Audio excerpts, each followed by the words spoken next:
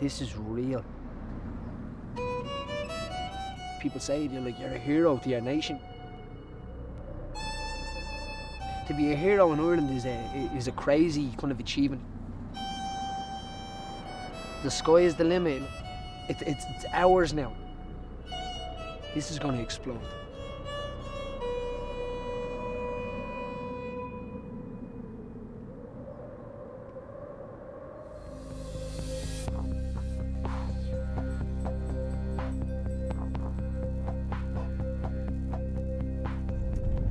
Dublin's home.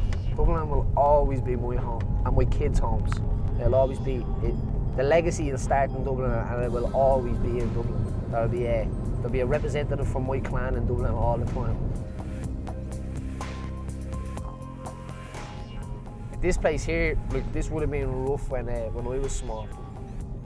My uncle lives over here and he kind of looked after me as a kid. He would have like kind of showed me how to fight and things like that. So this is my road here, this is where I grew up, so this is Drumcarra. The group of kids that I grew up with would have been probably about 3 or 4 years older than me, so I was always the whooping dog, if you must, you know. That feeling of when someone's walking towards you and you know that like altercation's gonna happen. Like your heart starts beating and you know that a fight is gonna happen and things like that. That's something you get used to very, very, very early.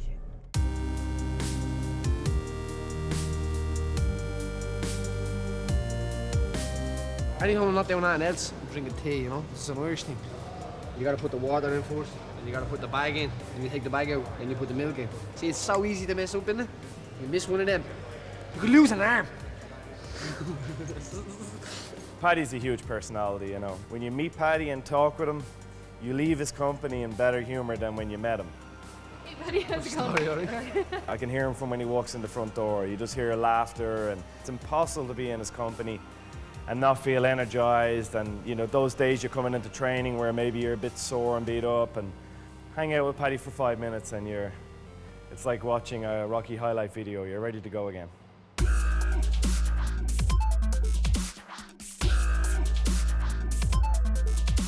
I've been doing kind of training in sports for a long time, football teams and boxing and Gaelic football, hurling, and it's always been about like, you have to push until there's nothing left. Like, blood is weakness leaving your body and things like that. When I found out that that's actually not true, it was like the Matrix or something like that. It was like, oh, bigger is no longer better, and it doesn't mean just because someone's taller than you that they can beat you up.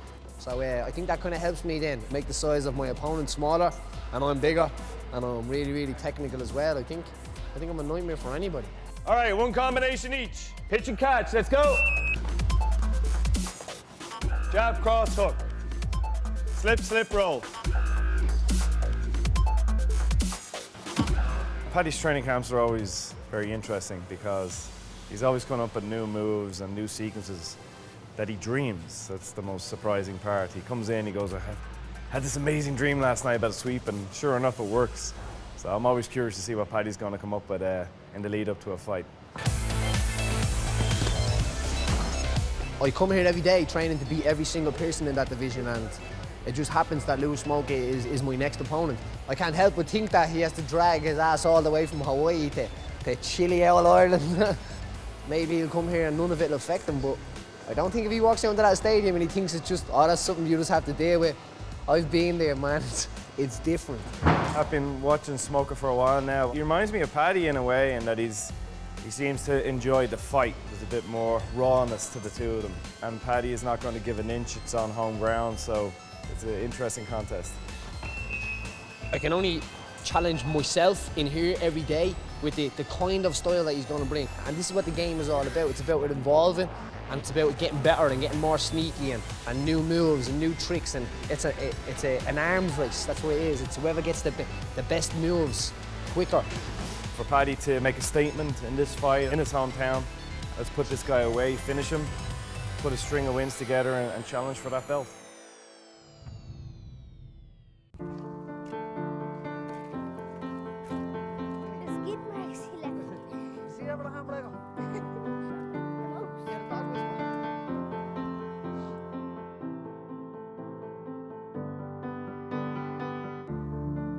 The further I go away from Ireland, it feels like the weaker I get, and I have no problem admitting that. When I travel away from Ireland, it's like the water is different, the food is different. When I'm in Ireland, I never get sick. And you know what's cool? At the top you can see the Aviva, the 3 Arena and Croke Park, all the arenas that you can fight in, like. Especially when last year when it was the O2, you can see the O2 from standing at the top of it, so it's so small, it's not that big of a problem then. When you're looking at it and the whole arena is like, you can cover it with your thumb. I was probably only training about a year when he came along. And then when he came along, I knew I had to do something. I was still in school when his mom was pregnant, and I was kind of like, I need to move fast on something, you know what I mean? I need to do it. And then when I met John, I knew straight away, if I stick with this guy and I stick by this person, he knew he could take me places. And I remember saying to myself, someday we can sit there and this can be everything you dream of, Paddy. This can be your job, this can be your life. The view from up here.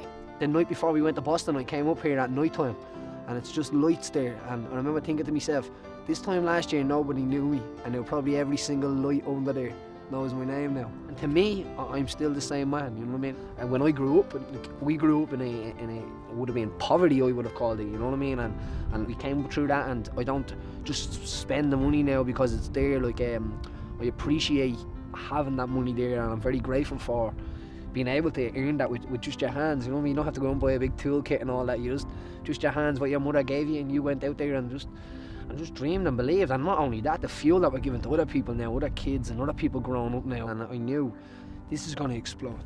This is going to be huge.